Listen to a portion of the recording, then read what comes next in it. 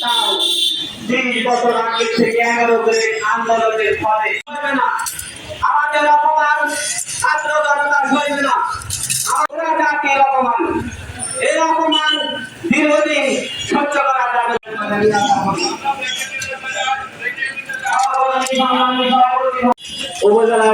উপজেলা শিক্ষক বিভাগ স্নাতক তৃতীয় শ্রেণী পাস। আমরা এবার শুরু এসেছে স্নাতক পাস দ্বিতীয় শ্রেণী দশম গ্রেড। একই শিক্ষকরা রাজপথে এসে দাঁড়িয়েছি।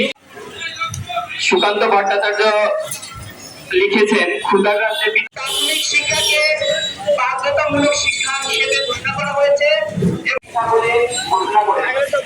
এবং